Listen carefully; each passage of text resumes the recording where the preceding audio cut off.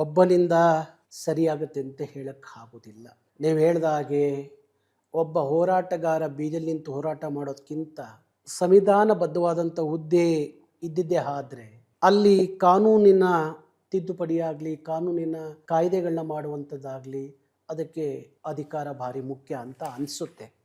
ಆದರೆ ಇವತ್ತು ಈ ಹೊಲಸು ರಾಜಕಾರಣವನ್ನು ನೋಡುವಾಗ, ಅವರೇ ತುಂಬಿ ತುಳುಕಿರುವಾಗ ರಾಜಕಾರಣದಲ್ಲಿ, ನನ್ನಂಥ ಒಬ್ಬ ಪ್ರಾಮಾಣಿಕ ಹೋರಾಟಗಾರ ಅಲ್ಲಿ ಹೋದಾಗ ಅಲ್ಲಿ ಅದು ಸರಿಯಾಗುತ್ತೆ ಅನ್ನೋ ನಂಬಿಕೆ ಇಲ್ಲದೆ ಇರುವಂಥದ್ದು. ನನಗೆ ಒಂದು ದಿವಸ ನಾನು ರಾಜಕಾರಣ ಮಾಡೋದಕ್ಕಿಂತ ಕರ್ನಾಟಕದಲ್ಲಿ 100ಕ್ಕೆ 100ರಷ್ಟು ಅಪ್ಪಟ ಕನ್ನಡದ ಪ್ರಾದೇಶಿಕವಾದಂಥ ಚಿಂತನೆಗಳು, ಆಲೋಚನೆಗಳು ಇರುವಂಥ ಒಂದು ಪ್ರಾದೇಶಿಕ ಪಕ್ಷ ಇಲ್ಲಿ ಉದಯ ಆಗಬೇಕು ಅನ್ನೋದು ನನ್ನ ಕಾಳಜಿ, ಕಳಕಳಿ ಇದೆ. ಆದರೆ ನಾನು ರಾಜಕಾರಣ ಮಾಡಬೇಕು ಅನ್ನೋದರಲ್ಲಿ ನಂಬಿಕೆ ಇಲ್ಲ. ಯಾಕೆಂದರೆ ನಾನು ಪುಟ್ಟಪ್ಪನವರ ವಿಚಾರಗಳನ್ನು ಹೆಚ್ಚು ಓದ್ಕೊಂಡಿರೋದ್ರಿಂದ ಪುಟ್ಟಪ್ಪನವರು ಒಂದು ಮಾತು ಹೇಳ್ತಾರೆ. ಅವತ್ತಿನ ಕಾಲಕ್ಕೆ ರಾಜಕಾರಣ ಅಂದರೆ ದಟ್ಟ ದರಿದ್ರದೊಳಗೊಂದು ಕಟ್ಟ ಕಡಿಯದೇ ರಾಜಕಾರಣ, ದಟ್ಟ ದರಿದ್ರದೊಳಗೊಂದು ಕಟ್ಟ ಕಡಿಯದೇ ರಾಜಕಾರಣ ಅಂತ ಹೇಳ್ತಾರೆ.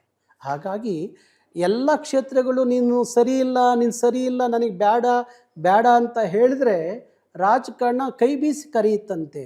ತಲೆ ಹೊಡೆಯೋನು, ತಲೆ ಹಿಡಿಯೋನು, ಇನ್ನೊಂದು ಮಾಡೋನು, ಮತ್ತೊಂದು ಮಾಡೋನೆಲ್ಲ ಇನ್ನೊಂದು ತಾನೇ ಬೇಕು, ಬಾ ಅಂತ ಕೈ ಬೀಸಿ ಕರೆಯುತ್ತಂತೆ. ಇವತ್ತು ಹಂಗೆ ಆಗ್ಬಿಟ್ಟಿದೆ ಈ ನೆಲದ ರಾಜಕಾರಣ.